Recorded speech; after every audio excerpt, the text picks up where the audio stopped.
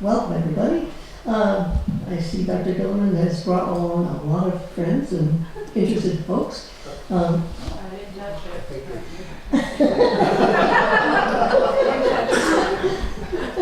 Anyway, Richard Gillerman is a Steventown resident, or Hancock resident, having to drive into Steventown to get to his house. Anyway, he's here. He's retired as a working anesthesiologist, and he will be telling us a little bit about the history of how you get put under.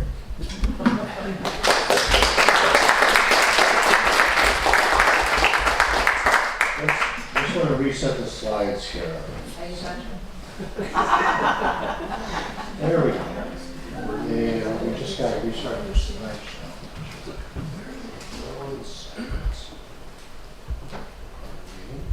Richard, I think it's a little coincidental that Robin's sitting right there and it went askew. I don't know.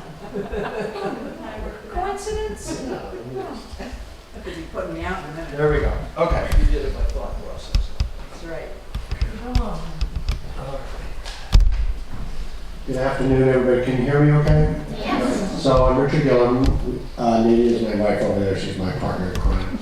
And we do live in Hancock. And so that's important because I think it was Meredith. Somebody reminded me, always trying to pull in some local flavor here in terms of how I got into medicine and how I got into anesthesia. Some of you may remember Rita Jacobs, who lived on Goodrich Hollow Road, and Rita was a dear friend of ours, and like I said, was instrumental in me going into both medicine and also ending up in anesthesia as an anesthesiologist. And again, she was a wonderful person, and so we live up the road from her on Tower Mountain Road. So this is an important topic for today because I don't know about all of you, but I'm exhausted from converting over to daylight saving or off of daylight savings for today. My sleep clock is completely messed up. So it's a good topic to talk about today, anesthesia. And we're going to start out with some questions, of course. So how many of you, raise a hand, I know there are HIPAA requirements, but without identifying yourself, have had surgery? Anybody here had surgery? A few people, okay. Thankfully not all of you. And do you remember the name of your surgeon? I don't need to know who it is. But everybody remember the name of your surgeon? Hands up. All right. And how many of you, when you had your surgery or one of your surgeries, had anesthesia? Now here's the question. Do you remember the name of your anesthesiologist? A few of you. So all right, you win the prize. Most of you remember the name of your anesthesiologist. So does anybody know, like in the Navy, there are these ships that go across the ocean, right? But there's also submarines that go under the ocean. That's called the silent service. So anesthesiologists are kind of like the silent service because they're just there, doing their thing, putting you to sleep, and hopefully waking you up at the end of your surgery, but we don't really know much about it. So today we're going to talk a little bit about the history of anesthesia. But before we do that, we have to understand what anesthesia is. So there's like anesthesia. What in the world is anesthesia? So just to demystify it a little bit. So anesthesia is really nothing more than getting a bunch of different medications. Some of them are given through your intravenous, some of them are given inhaled, but it's really a bunch of medicines that are given in combination to have three things happen. Okay, so to have a successful anesthesia, really you need to have three things. The first thing is you need to be unconscious, right? Because you really don't want it. For the most part, there are certain surgeries where you're awake and things like that. But for the most part, you want to be asleep. You want to be unconscious so you don't know what's going on. You don't hear the noises. You're not stressed out about things. Okay, so anesthesia puts you to sleep. Again, it's not really sleeping, but that's what we call it. But you're unconscious, and at the end, because of the way those medications are adjusted, you wake up, hopefully. The second thing is, you don't want to have any pain while you're sleeping during your anesthetic. So, because even though you may be unconscious, if your pain's not controlled, when the surgeon takes the scalpel to your skin and everything else that they do, your body's not going to be very happy about that if you're in a lot of pain. So the second thing that anesthesia does is it controls your pain during the surgery, and there's certain medications we use for that. And then the third thing that it does is, not for all operations, but for some operations, your muscles have to be relaxed, or specifically they have to be paralyzed. And the reason we do that is because it's easier for the surgeon to operate when your muscles are relaxed. If your muscles are all contracting and rigid, then oftentimes it's hard to do the operation. So there are other medicines that we give, which literally paralyze your muscles. Again, we reverse that at the end of the operation, so that the operation can proceed successfully. So those are, and I'm simplifying things a little bit, of course, there are a bunch of other medicines we give, but by and large, those are the three things that produce, quote, anesthesia. And so the question is, what's some of the history behind that? And this is just a quote that came out in 1846 from a surgeon. This guy was H.J. Bigelow. He was a junior surgeon at the Mass General Hospital in Boston. And this was the problem of the time. It has long been an important problem in medical science to devise some method of mitigating the pain of surgical operations. An efficient agent for this purpose has at length been discovered. The patient has been rendered completely insensible during an amputation of the thigh, regaining consciousness after a short interval. And you can read the rest of it. This was a big deal, because before this, it was hard to not have pain when you had to have surgery. In fact, it was almost impossible. There's a few things that were done before this period of time, and we'll talk about it in a second, but this was a big deal. So the next question is, how far would you go for $4,195,000? You'll see why that number is important in a little while. Okay. So this is the first, one of the first guys who started playing around with anesthetics. His name was Franz Mesmer. He was German. And this was some of the early anesthetic agents. You can see some of these are still around, like acupuncture is used. It's been used for thousands of years. But Mesmer's down at the bottom there, and he was essentially a fraud. This took place. Let me just back up for a second. So one of the things that's valuable about history is, what is history? Well, history is really the people behind whatever it is that we're talking about. So really, anesthesia history is all about people. So there's a sordid cast of characters that we're going to talk about today.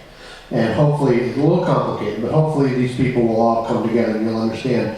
But it's these people that really created the history of anesthesia. Some of them were good people, and some of them were very bad people. And so we'll talk about both the good and the bad here. And Mesmer was not a particularly good guy. He was a fraud, and he was trying to sell the idea that you could pass magnets over the body to invoke a healing force. He was discredited by Ben Franklin, but even that remained popular until the 1840s. The other big area of providing anesthesia was essentially packing people in ice. And a lot of us know, obviously, if you get things very, very numb, then they're somewhat anesthetized. You tend not to feel things when your skin's really, really cold. And so that was used for amputations in the early part of the 19th century by one of Napoleon's surgeons. The only remnant of that today is, some of you may have had, like if you go to a doctor's office where you have a minor procedure, there's a liquid called ethyl chloride that is a spray, and it essentially freezes your skin. Okay, so that is refrigeration anesthesia due to the evaporation of the ethyl chloride. But by and large, we don't pack people in ice anymore. So some other early anesthetic agents, ether goes all the way back to 1540. And it's very easy to make. You take some alcohol and you combine it with sulfuric acid and you make ether. It was called sweet vitriol at the time. And you can see that way back a long time ago, this guy, Cordes, was experimenting with ether on chickens, and they would go off to sleep, but people didn't make the connection. They didn't make the connection, and this was a long time ago, obviously, that, hey, this may have medical value. Ether was synthesized by Sir Isaac Newton, so again, it's been around for a long time. And then, of course, there's the old alcohol which is always effective in rendering people insensate if you drink enough of it. And alcohol was used in a lot of cases to make people so they really didn't care if they had a very painful surgery. A lot of anesthetics or anesthetic type agents came from plants. Opium obviously has been around forever. And of course, that's that second piece, the pain piece that I talked about, of being important. Cocaine, which obviously is a drug today, but also is a topical anesthetic, okay? And so the leaves of cocaine were chewed, and then the saliva was dribbled on, typically dribbled on the skin, and like I said, providing a topical anesthetic. And then some of you may be familiar with the mayapple or the mandrake from Harry Potter fame, where, you know, the little mandrakes in the movie, you pull them out of the pot and they would scream. No Harry Potter fans here, I guess. Okay. So,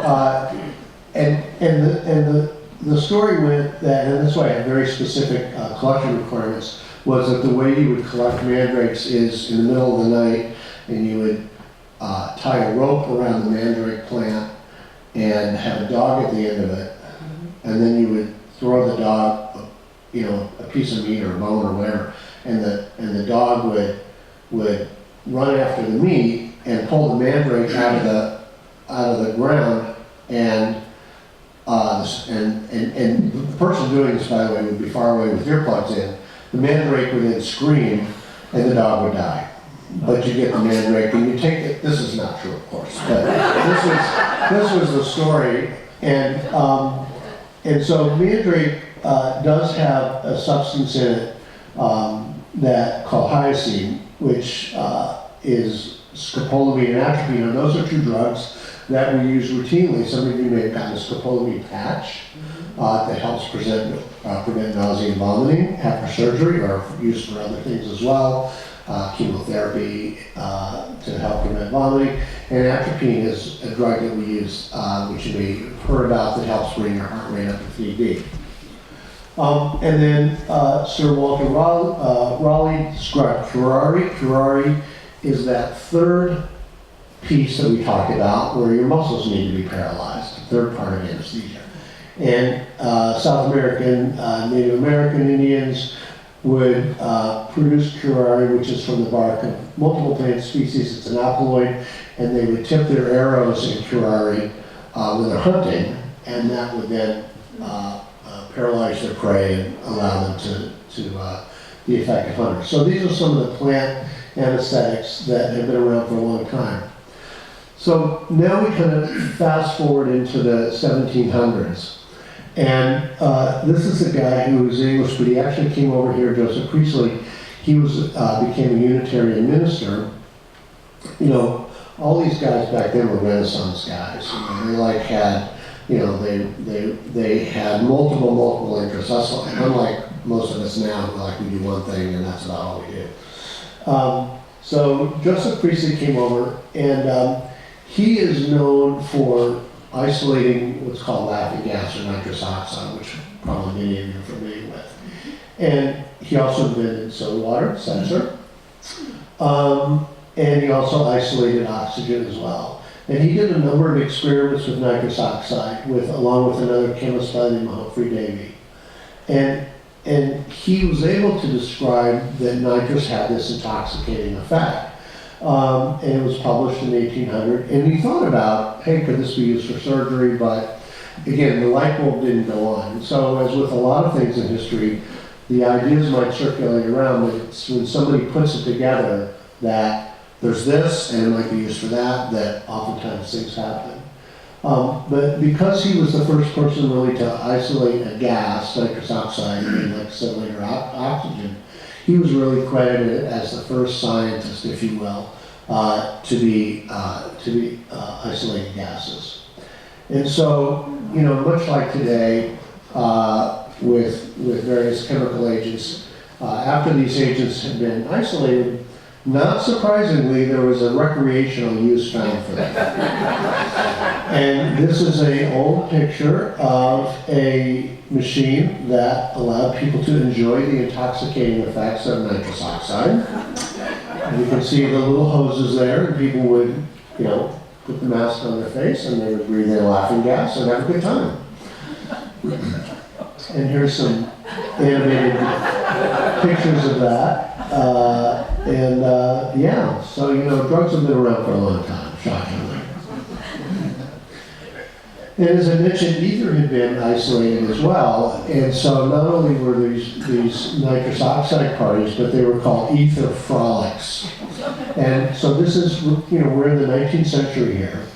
Late 18th century, early 19th century. And so nitrous parties, ether frolics were all the rage. And not surprisingly, these were wealthy people who were able to pull off this kind of stuff.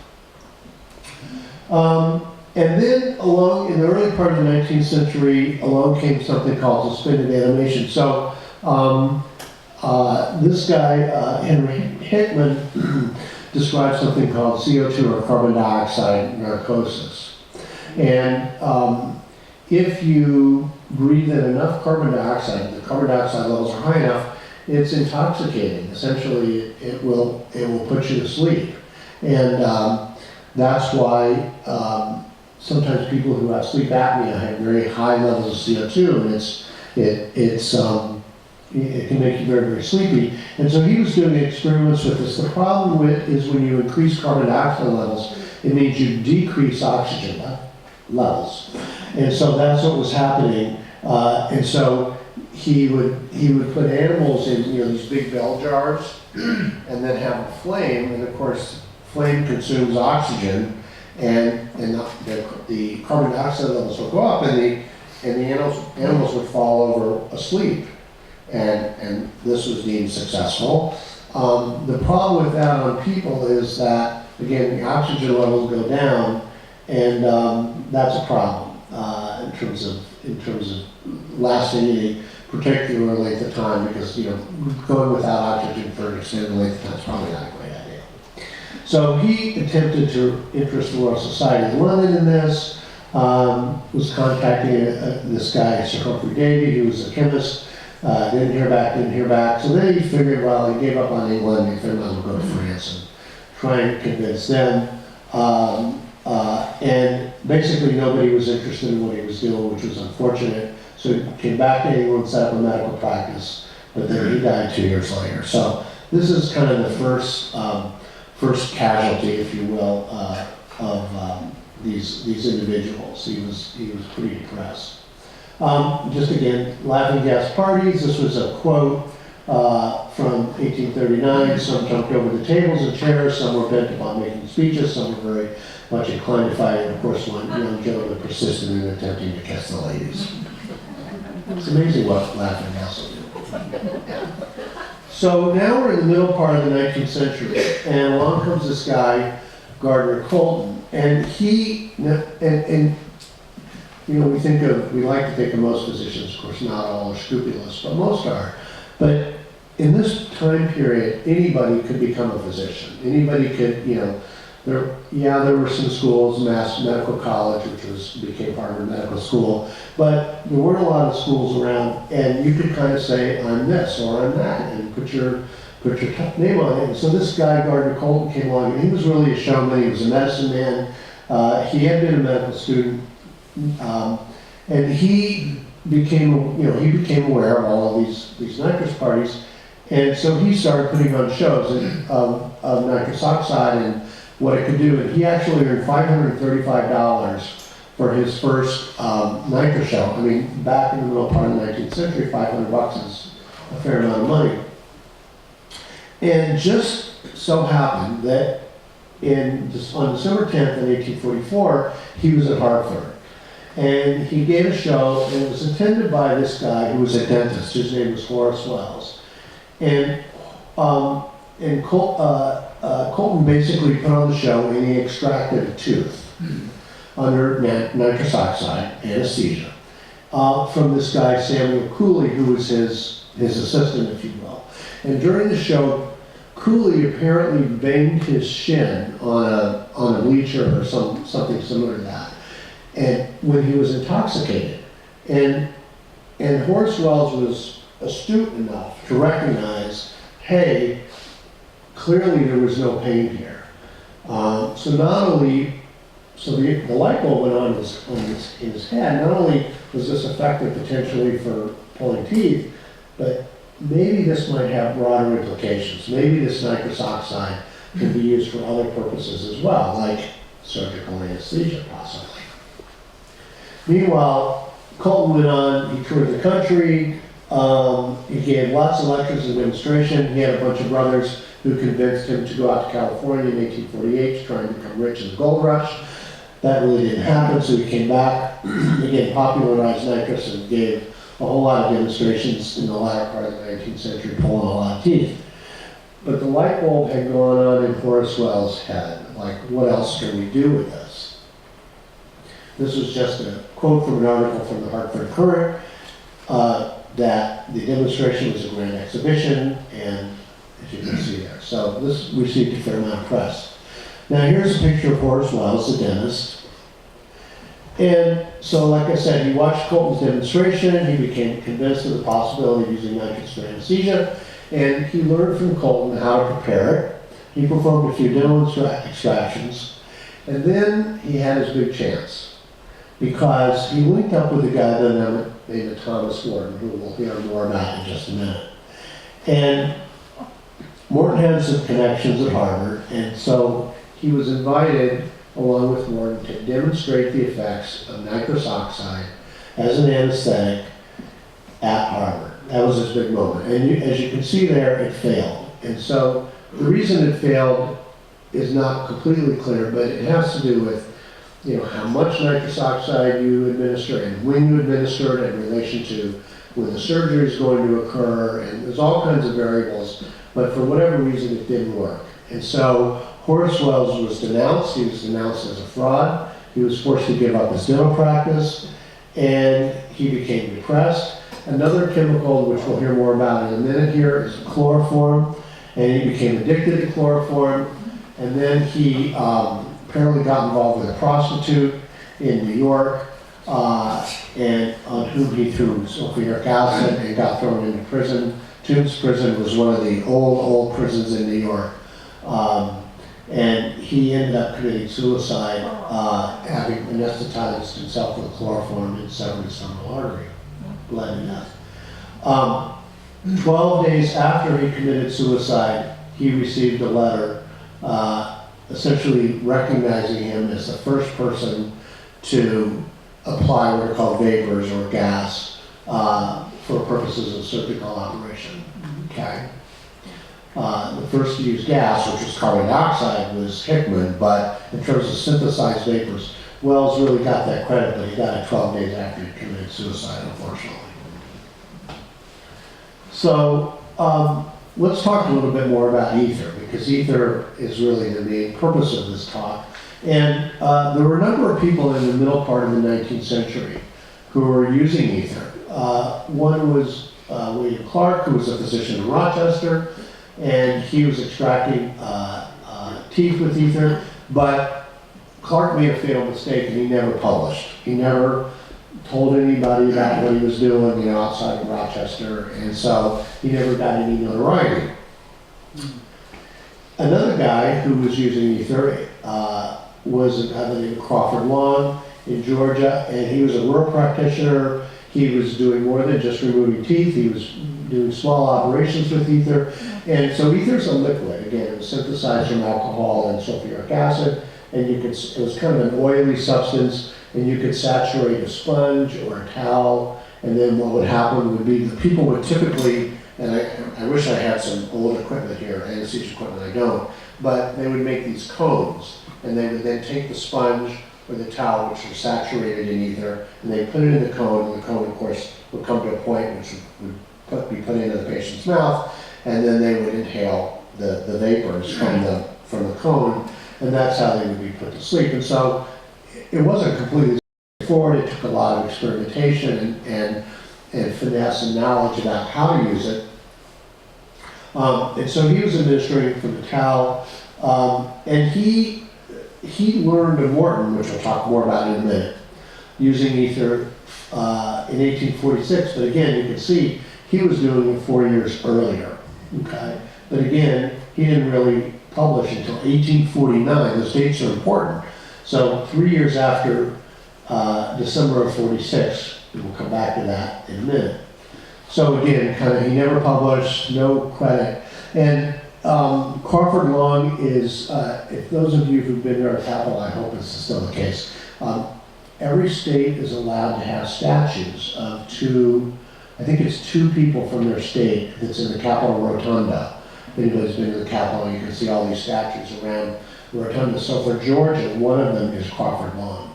One of the statues at the Capitol from Georgia is Crawford Long. So now comes this guy, Thomas Morton. And he was born in Charlton, Mass. So my big claim to fame for Charlton is it's a restaurant on the Mass Pike, of course. So where I get a cup of coffee. But that's where he was born. He was born in Charlton in 1819, and he was a printer's errand boy, and then he became a traveling salesman. And he was a complete fraudster, out for financial gain, and really little else. And so he failed miserably as a traveling salesman. But a couple things played to his benefit. One was that he had to have an operation when he was in Cincinnati once, and it did not go well, and he was in a lot of pain. So he had that memory of pain during an operation, probably not a good thing. And the second is that he had been in Rochester when Clark had been doing some of his ether demonstrations, and he had witnessed those.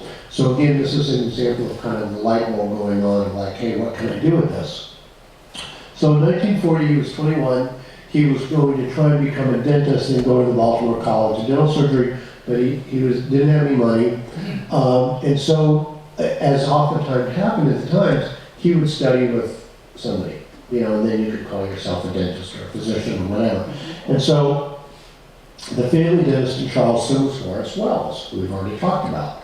And so he took up the study of dentistry with Horace Wells, and then after that he opened an office in Farmington, Connecticut, and then he moved to Boston in 1843, and met up with a guy by the name of Charles Jackson in the spring of 1844, who was a chemist.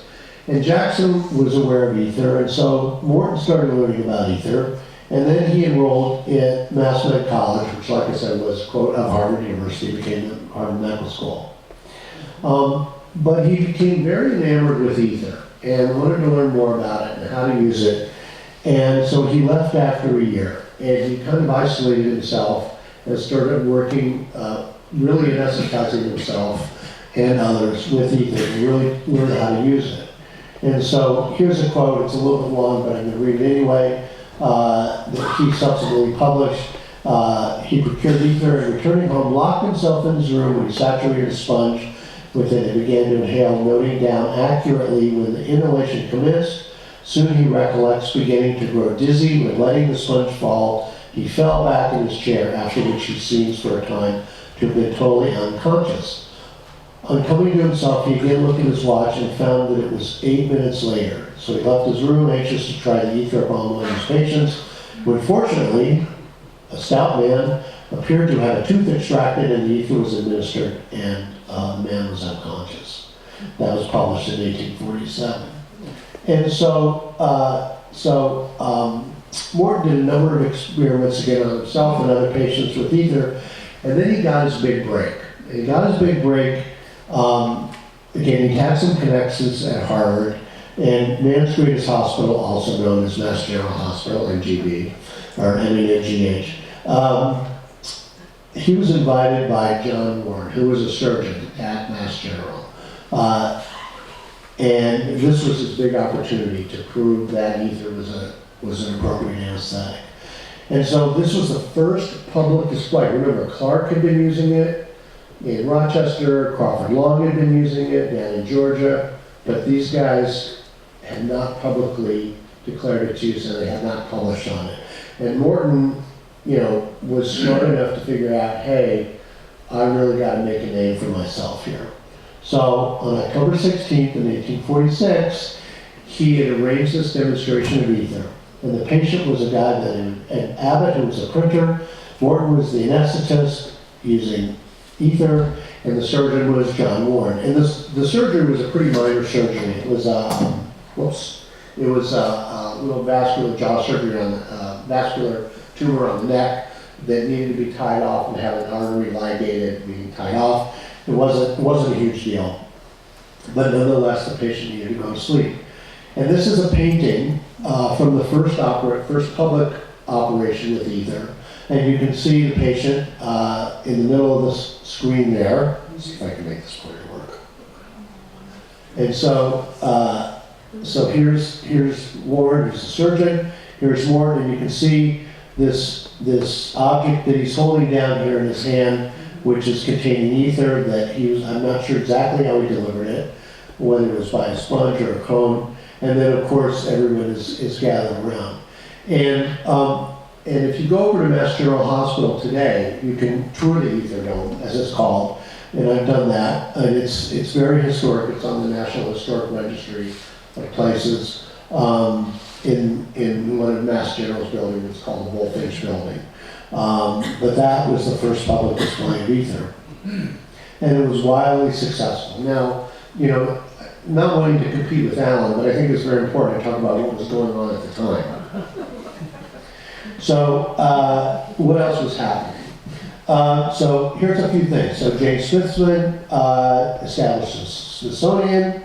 The first set of baseball rules were drawn up for the New York Knickerbockers by Alexander Cartwright. You can see the meal class income, $1,500 a year, and the graham cracker was invented. And then the other thing was, some of you may be aware that New Bedford, which is of course in southeastern Massachusetts, was at the time the richest city in the country per capita, and the reason for that was because of the whaling industry. Extraordinarily wealthy. If you go to New Bedford, you'll see these sea captain houses on the hill, just absolutely gorgeous Victorian mansions. There was a growing movement for prohibition. The potato blight had just occurred, and so there were 1.6 million Irish immigrants, and Mormons were moving west from Illinois, and the sewing machine was invented. Very important. So a few things going on. Now, back to a month later. So, Morton was successful, and he was very, very worried because making ether was really easy. I mean, you needed alcohol and you needed sulfuric acid, not a big deal. Pretty much anybody could do it, but he wanted to take out a patent for ether. He wanted to have sole use of it. And so for a while he refused to conduct additional anesthetics until he was granted a patent. Finally, after a lot of hounding, he consented to provide additional anesthesia. And this is the first big operation, if you will, that occurred for ether. And on November 7th, this woman, Alice Mohan, had an above-the-knee amputation in the ether dome and, quote, felt no pain. That is a huge, huge advancement in medicine. And that account was published, as I read earlier, by Bigelow in November. And Morton was so concerned about this issue of anybody being able to use ether that he made up a fake name called Letheon for ether. And on that same day, Oliver Wendell Holmes, you might recognize that name, coined the term anesthesia. Now, Morton, even though he was really only interested in one thing, and that was money, he did have a few scientific pieces of knowledge that other people at the time did not really appreciate. The first was, so if you take any liquid that evaporates quickly, when evaporation occurs, that liquid cools. Okay, that's just part of physics. The problem is that when a liquid cools, it affects then how easily it evaporates. And so Morton appreciated that the temperature of the liquid and the speed with which it would evaporate, which of course then affected the gas, how much gas was produced and how quickly somebody would become anesthetized, that those were all interrelated. So he had a very good appreciation for the effect of temperature. The other thing that Morton realized was that, I mean, this may sound stupid to say it right now, but it's like, you gotta keep patients breathing during anesthesia. Duh. We don't today because we have ventilators, okay? But back then there were no ventilators. So at the time, it's like, yeah, you can give these patients ether, but if you give them too much and they stop breathing, they're gonna die because they getting in the oxygen. Again, it sounds almost silly to say today, but that was, he had that appreciation, which a lot of people did not realize at the time. So, not surprisingly, even though we didn't have the internet back then, news traveled very fast, and it traveled overseas on the steamship Acadia, and in December, just really a month later, ether was first delivered over in England, and initially in Scotland, and then in London, as you can see there. And the first real operation using ether was on December 21st at University College, and it was a above the knee amputation. Now this brings us back to the $4 million I asked you about earlier. So having surgical anesthesia was such a big deal that Congress offered a reward of $100,000, okay, for the first person who could come up with surgical anesthesia. So I, of course, used ChatGPT, say, what was $100,000 back then worth today? And that's where I got the $4 million. All right? That's what Morton was after. All right? So $100,000 back then was a fair amount of money. So Morton went after it, and he said, hey, I'm the first person to use ether. Of course, he didn't know anything about Clark at the time, and he didn't know anything about Crawford at the time. But he basically went into cahoots with Jackson, the guy he had worked with on learning to use ether. And he said, okay, I'll give you 10% of the profits. And so they applied for this patent that I talked about jointly. But along that time, about that time, these other people started to say, wait a minute. I get the money.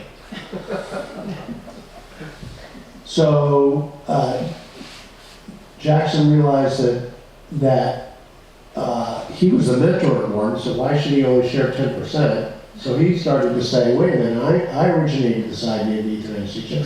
And then Wells got in on the game. He claimed to be the originator of the idea of an inhaled anesthetic vapor.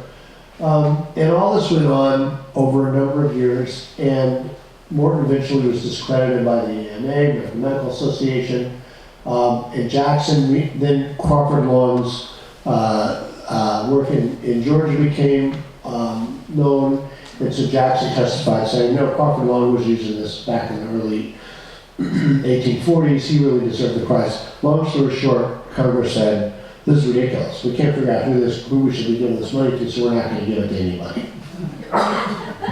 So that's what happened. So Morton never got any profit. He became dispirited, he became impoverished, and like I said, a lot of rebuttals back and forth with Congress, never got him anywhere. And in 1868, he was despondent. He was in Central Park. He jumped over a fence and I guess has suffered some head trauma and died of cerebral hemorrhage. So that's the rest of the story on Morton. The rest of the story on Jackson is that in 1873, oh, and by the way, does anybody know where Mount Auburn Cemetery is? It's in Cambridge. Okay? So, and it's one of the historic cemeteries in the country. It's one of those cemeteries where you go to and there's this long list of notable people who are buried there, and you can get a map of their graves when you go to Mount Auburn, and you can go visit these various graves. And I've been to Morton's grave in Mount Auburn Cemetery. And so Jackson encountered it, and it kind of, he had PTSD, brought back his recollection of what happened, and he became depressed and psychotic, and was committed to McLean Asylum in Belmont. Died after 7 years. And he was the last survivor of this whole period, the mid-1900s, 1800s, of these, this collection of people. Again, it's the people who made the history. The last survivor of the era. And so, but ether progressed. Ether became very, very popular, and ether was a very good anesthetic. The only problem with it was that it had a very high incidence of nausea and vomiting. So, people, and it also took a long time to work. So it wasn't quick. It didn't smell that great, and people tended to get sick from it. But there were a lot of different systems, different ways to administer ether that were made. There was a method called ether drop, which would be essentially taking a sponge and saturating with ether and holding it over somebody's mouth. and the gas produced, the vapors produced from that would be inhaled, and so the amount of ether was controlled by literally dropping the liquid onto the, to the sponge. So many different ways to administer ether. About the same time that ether was coming around was this other chemical called chloroform, which some of you may be familiar with. And so, again, in the middle part of the 19th century,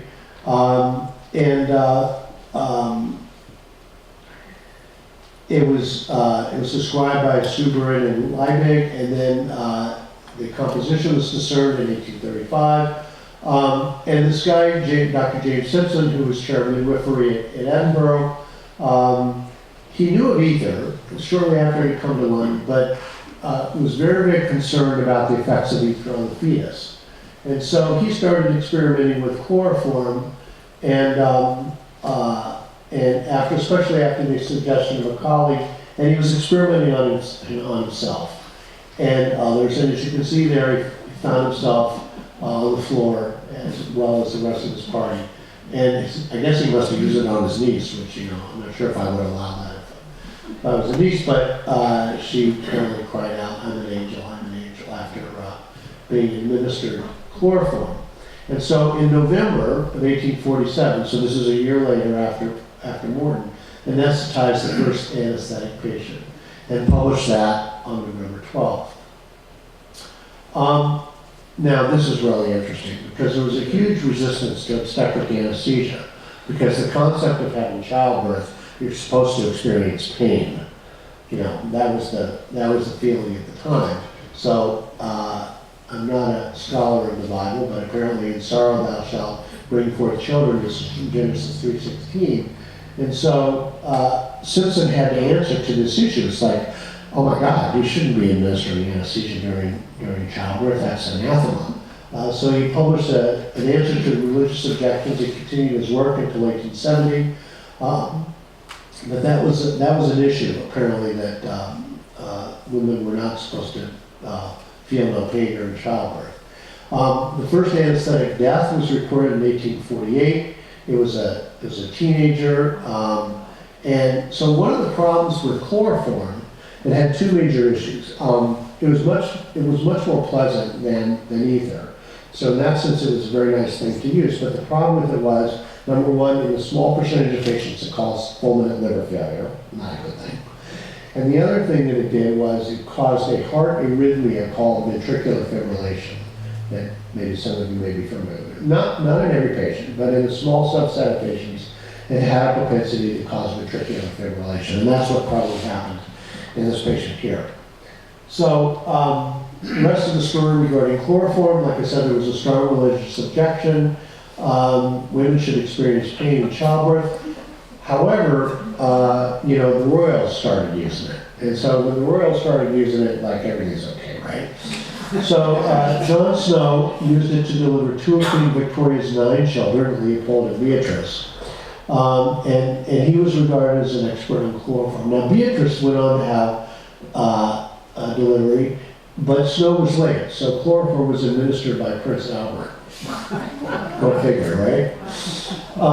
And because of the respectability that then happened with the royals using chloroform, it was like, okay, it must be fine to use during childbirth. So it became quite widespread. You may have heard Snow also was important because he demonstrated the spread of cholera at the various wells in London, and was important from a public health perspective in intervening to stop that London epidemic.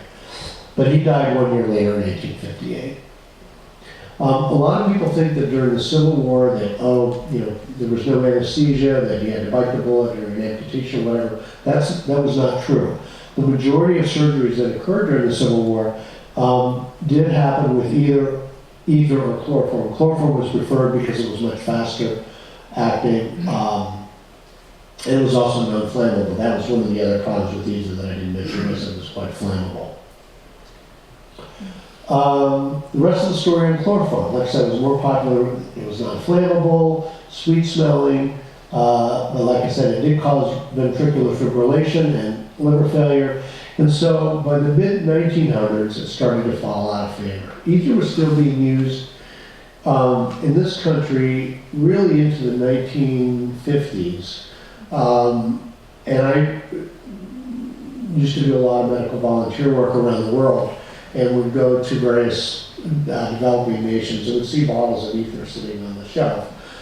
So even in the 90s, it was still being used in other developing countries. But other anesthetic agents started to come around. And one of them was an agent called cyclopropane, which was first used in the 1930s. It had a lot of desirable qualities. It was great for pediatric inductions, but again, it was very flammable. It had risk of explosion. And so one of the things that I remember learning as an early anesthesiologist is that, you know, a lot of operating rooms had a lot of rubber mats on the floor, so that you would, there wasn't a chance of a spark occurring, that you would ground yourself because of that fire risk. Other agents called trichloroethylene came around, but because of the explosion risk and whatnot, like I said, ether really, it had a long staying power. And again, then there were these machines called an EMO vaporizer,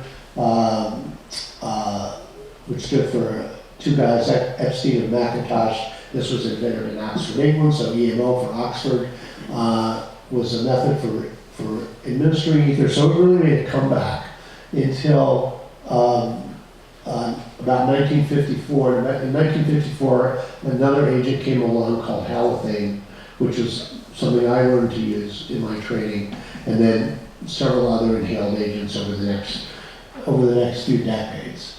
But again, if you think about it, ether really lasted about 100 years, from 1846 until, like I said, the 1950s. It was a very safe agent to use, given by a vaporizer. Like I said, a vaporizer is a machine that, and I'm sorry I don't have one, but it's a machine that has a dial on the top, and you run gas through it, oxygen, and also sometimes nitrous oxide, and that gas running through that machine or that holder, that container, takes the evaporated ether or whatever agent it is, and then carries it to the patient who inhales it. And so, knowing how to control the amount, and like I said, temperature is important, all went into learning how to anesthetize somebody. So, just to finish up, while Morton didn't deliver the first ether anesthetic, remember Crawford Long and William Clark probably did that. He was certainly the first to publicly demonstrate it. And if you get a chance and you go over to Boston, I toured the ether dome. I don't know post-pandemic if it's still open, but you can certainly look on Mass General's website and see whether that's the case. He was certainly the first to publish it. And because ether was really synonymous with Boston, if you're, next time you're in Boston, especially on a nice day, like a nice spring day, if you go to Boston Commons, you will find the only monument, to my knowledge, in the world that is a monument to a chemical. This is the Ether Monument, okay? And it's in the southwest corner of Boston Commons. It's not too far in from the road where there's, I think it's a Taj Hotel, and it was constructed in 1868, and it fell out of a lot of disrepair and everything. And then in the I think the 125th anniversary of ether, some money was raised to essentially rehab it, and so it's been restored to its glory, as you can see there. And I dragged Maybe over to see it, but it's quite the monument. And that's it. Sweet dreams.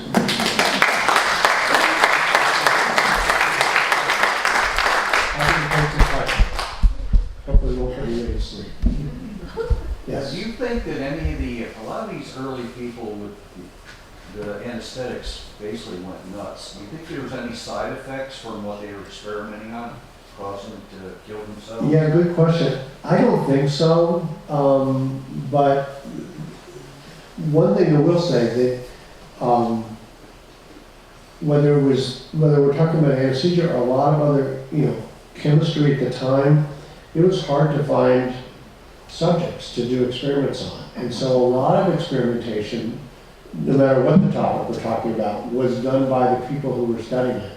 And they would experiment on themselves, they would experiment on family members, and that was not unusual. So I'm sure that some toxic substances were ingested, in some way, shape, or form by some of these folks. I mean, science back then, you didn't have to go to an institutional review board. There was no human consent. None of the protections that we have in place now for doing experiments on people, none of that existed. So it really was the Wild West. But I'm not aware of anesthesia per se causing that problem.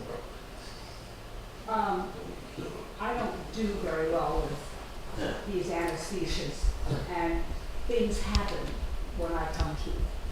So some genius came along with Zofran. Yep.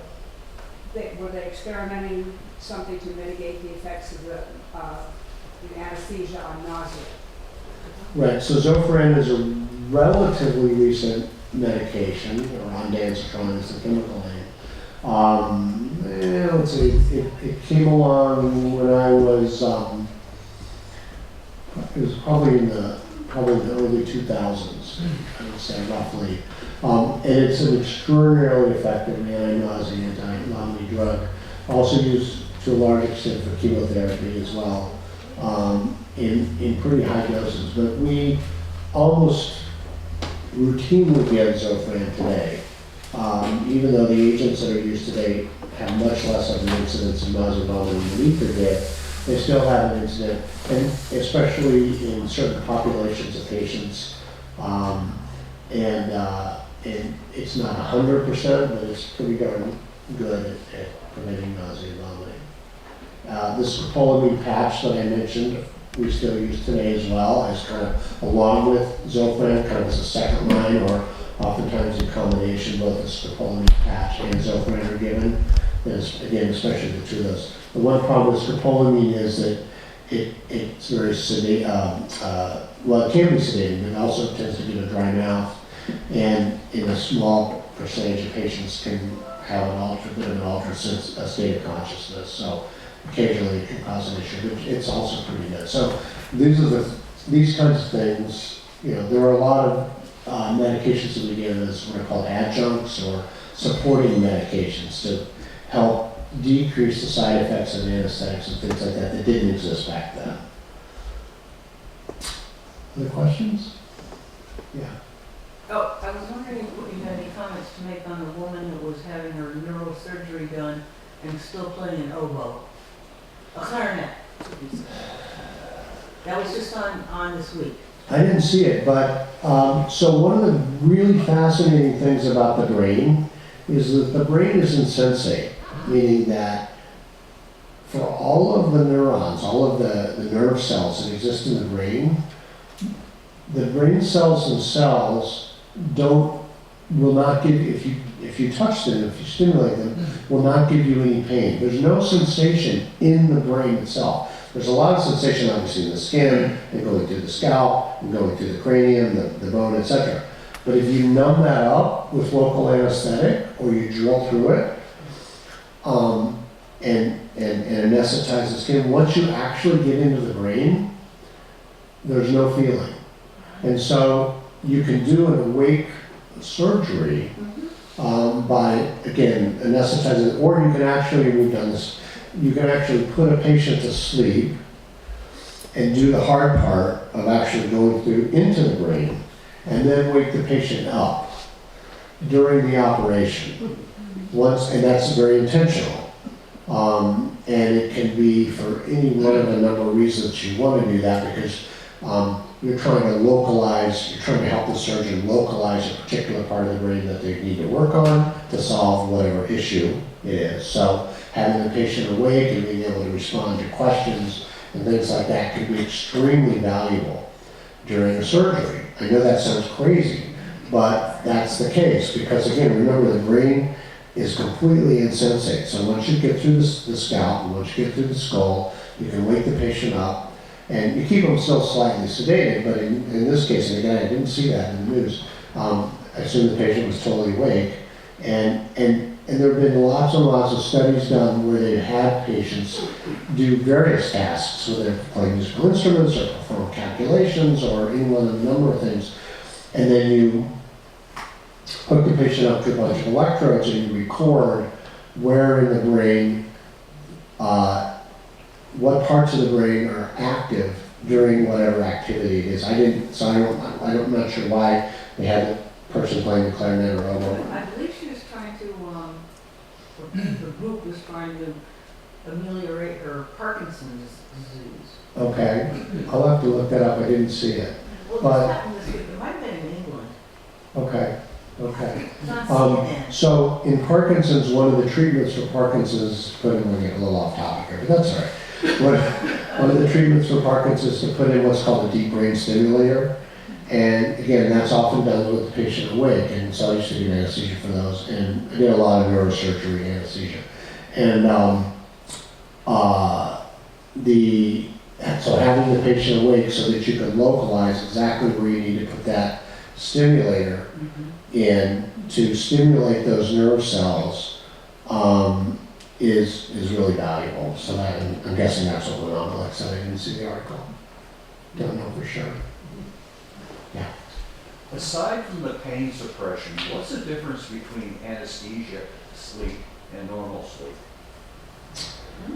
That is a great question, and I'll say, so they're very different. One is not in any way like the There's other. no REM or anything like that? No, it's, so when you give anesthesia, and again, now those three topics that I mentioned, that rendering somebody unconscious, pain-free, and muscle process, I'm talking about number one, okay? What anesthetics do is they actually suppress neural activity. So when you're sleeping, your brain is still extremely active. There are many different phases of sleep. I'm not a sleep expert, but I think there's 3 or 4 different categories of sleep, and there's REM and blah, blah, blah. But your brain is still very active.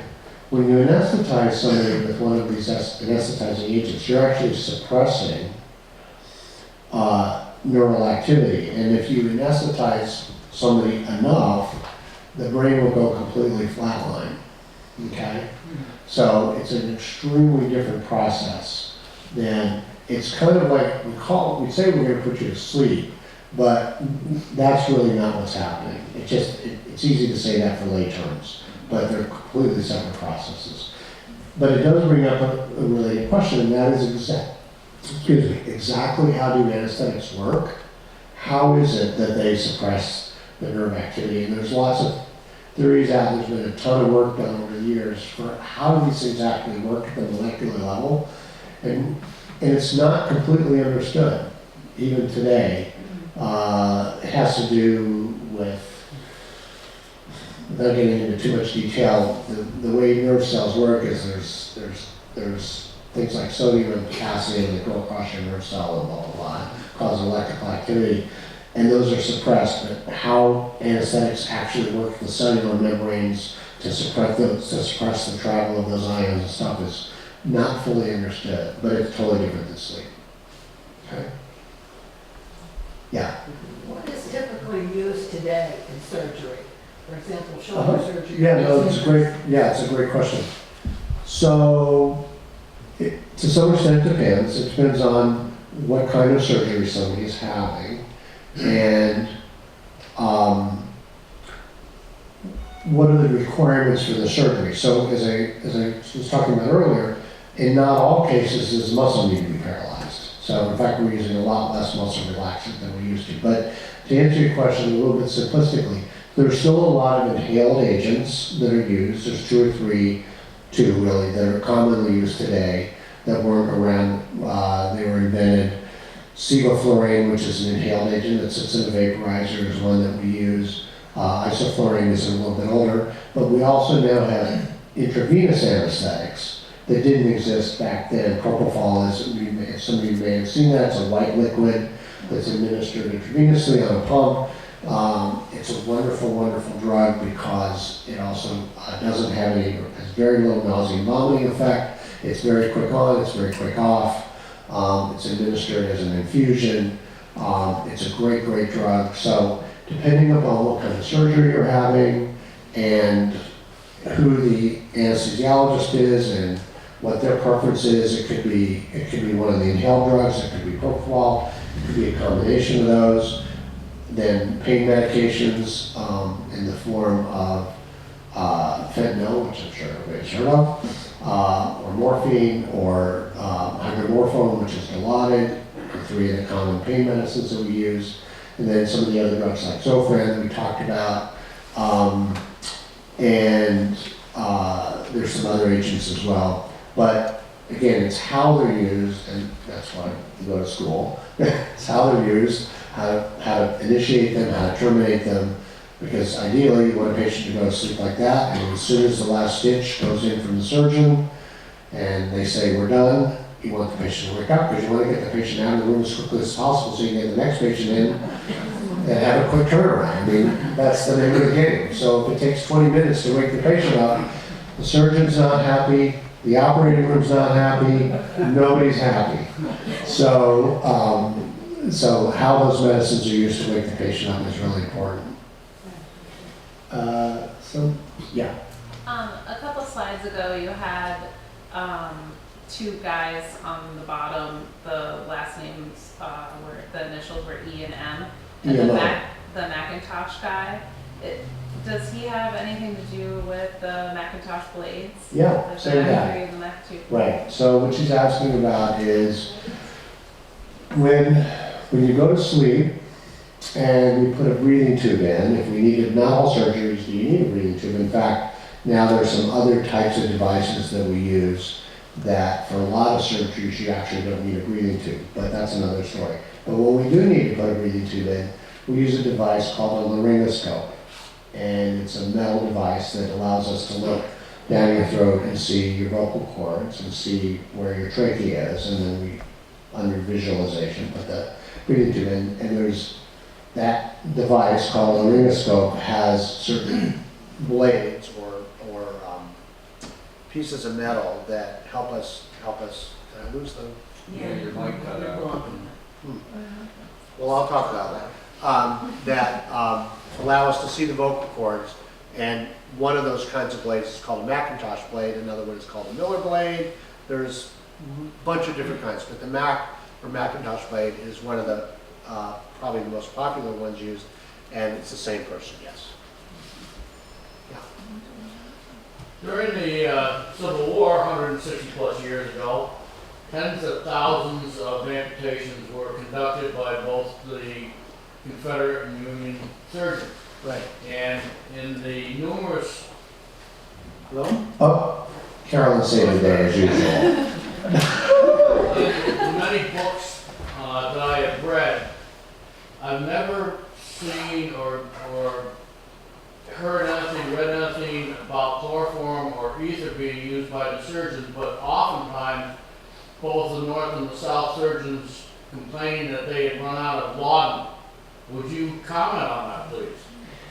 Yeah, so laudanum was used for pain.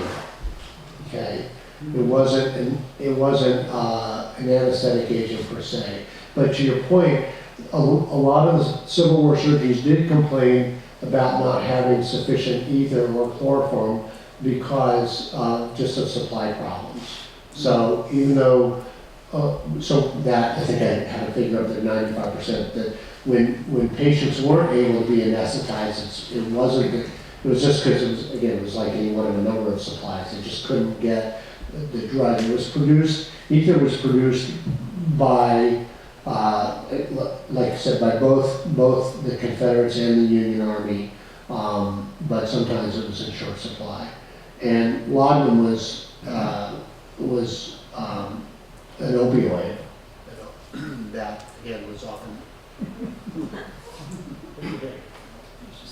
Now it's red, but you can hear me. Maybe the battery's gone, yeah. At any rate, so that was a pain medicine that was also in short supply. Okay. Can you tell us the difference between general anesthesia, conscious sedation, and something that used to be referred to from maybe the 50s as twilight sleep? So general, it's a good question. So general anesthesia is what I've been talking about today. okay, where you are rendered unconscious, all right? That is general anesthesia. So conscious sedation, and so we used to put everybody to sleep, all right? That was kind of just the standard. You're having an operation, again, go to sleep, you're not really going to sleep. We're going to make you unconscious. That was general anesthesia. And then people started to realize, well, geez, maybe we don't have to put this patient all the way to sleep. Maybe we only have to sedate them, okay? And that became especially valuable when the surgery could be performed with some type of local anesthetic or a nerve block. So if you can completely numb up the area of surgery using a nerve block or a spinal anesthetic or an epidural anesthetic, which again is a topic for another day, but if you can numb up the area using some form of local anesthetic, then you didn't need to put the patient to sleep all the way. You didn't need that second piece, the pain control, because the pain was taken care of by the local anesthetic or the nerve block or the epidural or the spinal, and you didn't need muscle relaxation either. And so all you really needed to do was just to give the patient enough sedation to make them happy, and ideally to have them not remember anything. Because some patients like to know everything that's going on, but most patients don't. Most patients say, I don't want to remember anything, give me a little medicine, make me happy, and I want to, quote, wake up when it's all over. That's the norm. And so there are medicines that we use today that are sedating medicines. You may have heard one called Versed, or Bedazolam is the chemical name, or Ativan or lorazepam is another one, that cause amnesia. And I didn't talk about amnesia, that's another discussion point. But one of the things that anesthetics do is they cause amnesia for most people. I'm a lightweight. You give me 1 milligram of Versed, I don't remember anything. Okay? Nydia, on the other hand, she gets Versed and she remembers everything. So everybody's different is the point. But you can give somebody sedation and then give them a nerve block and the surgery can occur. So that's conscious sedation, or twilight zone is the same. Oh, that's twilight. Okay. Twilight zone is a lay term for what's called conscious sedation. The term we use is what's called monitored anesthesia care, or MAC. So if you say, oh, I'm going to give you MAC anesthesia, what it means is I'm going to monitor you, I'm going to put your EKG on and your pulse oximeter for your oxygen and all that stuff. But I'm going to give you a little sedating medicine, and then the surgeon is going to give you, or sometimes the anesthesiologist will, oftentimes the anesthesiologist will do the nerve block, will do the epidural, and will do the spinal, or whatever. Or sometimes if it's, let's say you're having cataract surgery, the local anesthetic will be done by the ophthalmologist, and you'll just get a little sedating medicine, and the surgery will occur. So that's what you're talking about. So if you don't know exactly how these things work, then how do you know how to reverse them or how to wake people up? It's called 4 years of medical school and 4 years of anesthesia residency. No, I mean seriously, that's what you learn. These are all drugs, and so they have, like all drugs, they have certain characteristics of how quickly they could come on, what are their physical characteristics, how you learn to dose them, in terms of where it's not just dosing them, it's being able to know what's going on with the operation. Is this going to be a 30-minute operation? Is it going to be a 3-hour operation? Is it going to be a 15-hour operation? How long is it going to take? Watching the surgery ongoing and being able to gauge and knowing this is a fast surgeon. This surgeon is slow as molasses. And knowing that all of that goes into our brain in terms of like, this is how I have to dose these medications for this patient, and also taking into account all of their other health conditions, because do they have heart disease? Do they have diabetes? Do they have pulmonary disease? All of those things affect these medicines in terms of how they work, the side effects and things like that. And then paying attention to what's happening with the surgery, knowing that surgeon's got an incision this long and it's going to take them this long to close, versus they've got 3 incisions and it's going to take them 45 minutes to close, and then being able to gauge when to turn those medicines off. Some of them are single doses, some of them are infusions. And again, the goal is to have the patient wake up within 30 seconds of when the surgery's done. And not get sued. Knock on wood, I was very fortunate, all these 30 years of anesthesia, and never got sued. Yeah. Was there much resistance to this invent? Was it, so I understand. To that what, there- I'm sorry? Was there much resistance to this, to the studying, to the practicing? So I understand that there was, as far as women receiving anesthesia, right? Yeah. But was there resistance from the church or just in general for people? Not that I'm aware of. I mean, it's a good question. I'm not aware. I mean, because again, everybody recognized that surgical anesthesia was so important, and we didn't have it until the mid-19th century. So I'm not aware that there was objection again, other than childbirth. I mean, unfortunately, wars have occurred since time immemorial, and so a lot of casualties from wars occur, and so I think there's always been a push for how can we take care of our wounded and whatnot. I'm not saying that was the primary push, but I'm sure that was significant. So. Thank you so much.